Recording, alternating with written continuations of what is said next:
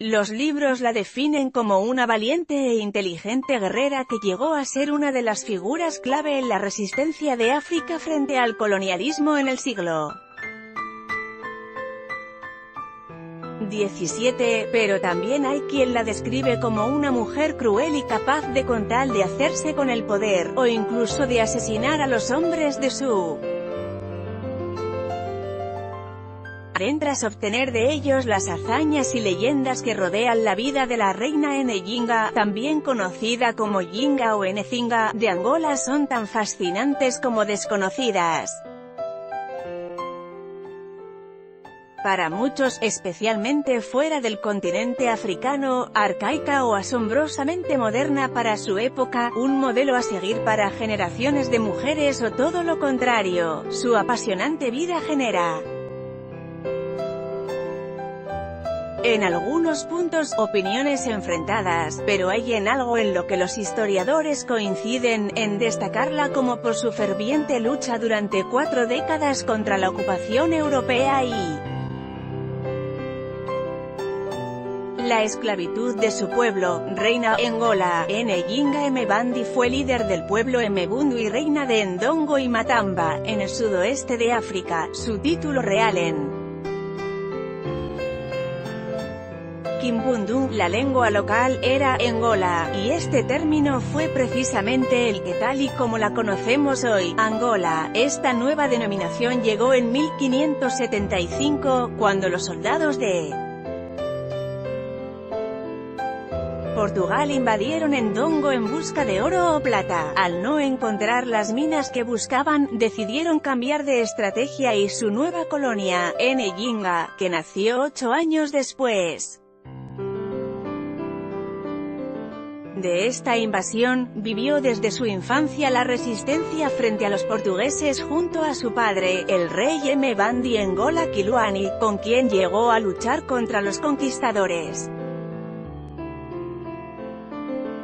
Cuando el rey murió en 1617, fue otro de sus hijos, Ngola Mbandi, quien asumió el poder. Sin embargo, no contaba con el carisma de su padre temiendo un complot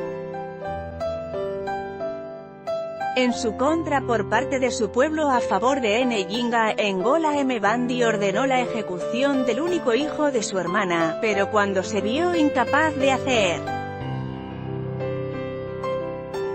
frente a los europeos, que iban ganando terreno y causando más bajas entre la población local, Mbandi acabó aceptando un consejo de sus asesores más cercanos, la negociación frente a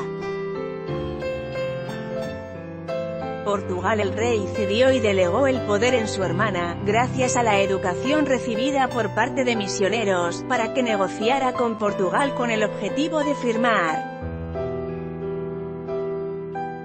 un acuerdo de paz. Cuando Enejinga llegó a Luanda para iniciar las conversaciones, se encontró con una ciudad poblada por personas de raza negra, blanca pero esa no fue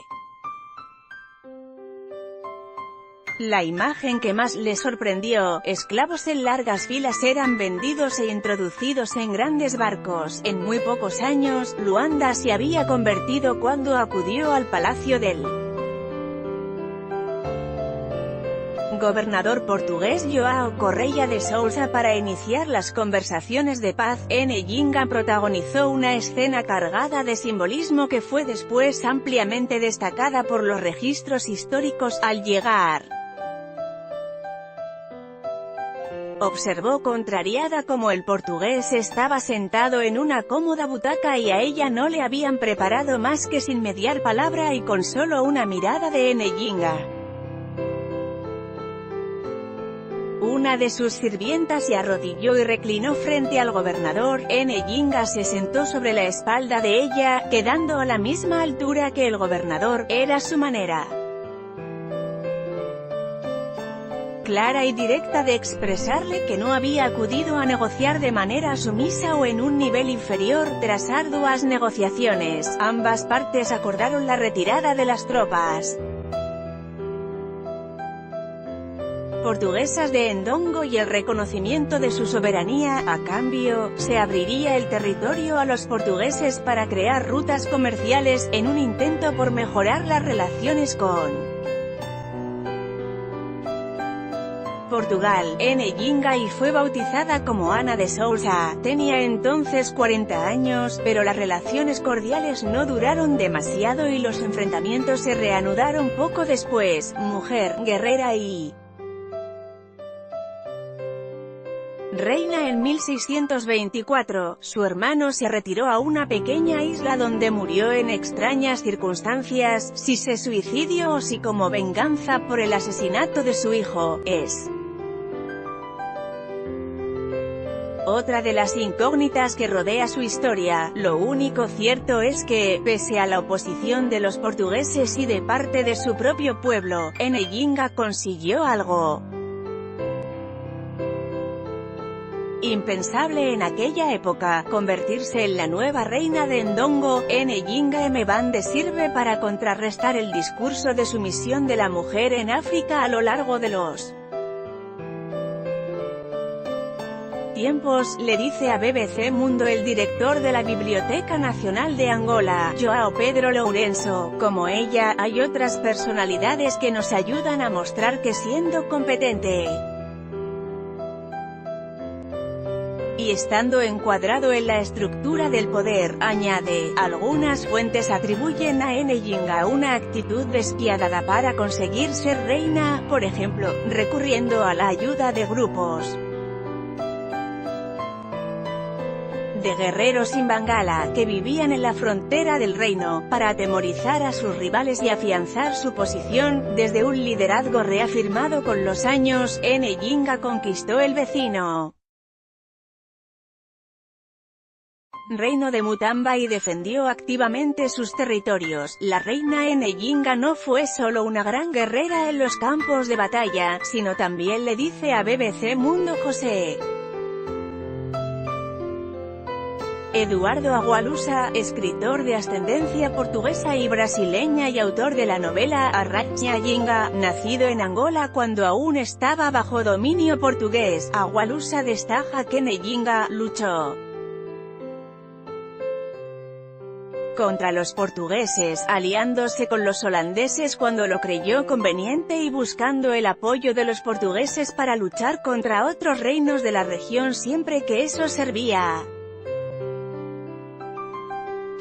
a sus intereses. El combate de sus esclavos sexuales. La fascinación por el personaje de Nhinga llegó a cautivar al mismísimo Marqués de Sade, aunque no por sus habilidades como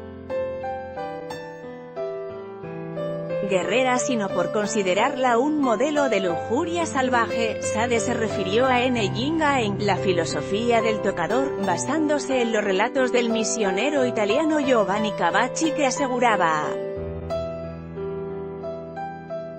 que la reina ocurría con aquellos hombres que formaban parte del gran harén de la reina, conocidos como chivados, y a quienes obligaba a vestir con ropas de mujer. Cuando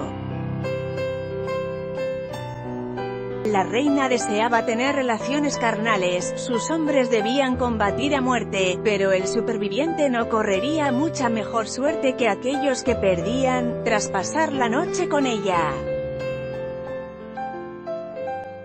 A la mañana siguiente Lourenço asegura que la publicación de Caracci es importante, pero recuerda que todos sus relatos anteriores a su llegada a Angola en 1640 se basan en testimonios de otras personas. Es importante recordar que se basa en relatos que habían sido producidos por enemigos de Nhinga, es decir, los portugueses. Crear una imagen negativa, le dice a BBC Mundo Lourenço, sobre las historias en torno a sus amantes. El historiador recuerda que hay otras versiones. En la obra del padre Brasio, hay una carta de Nhinga en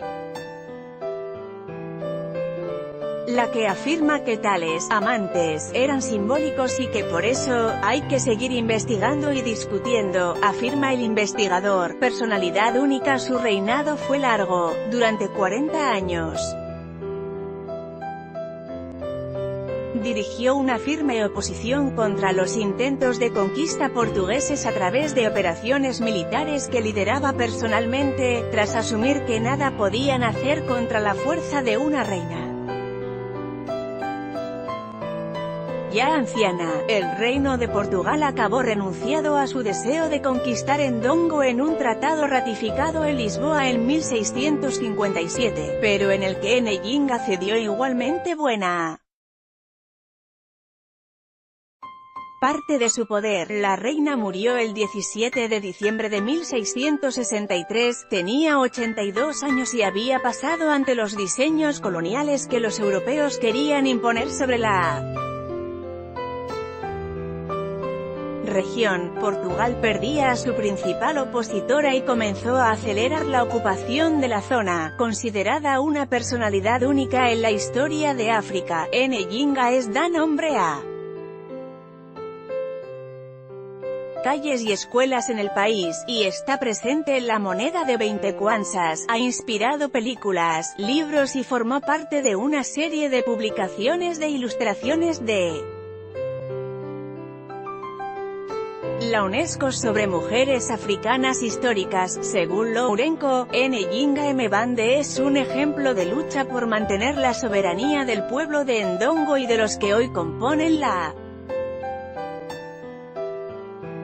República de Angola. En la actualidad, el ejemplo sirve para el compromiso con la nación y la defensa de la integridad territorial. Preguntado sobre la veracidad de algunas de las leyendas más llamativas sobre la vida de la reina, Agualusa recuerda que el mayor error es intentar analizar una época histórica. La crueldad era global, los europeos quemaban personas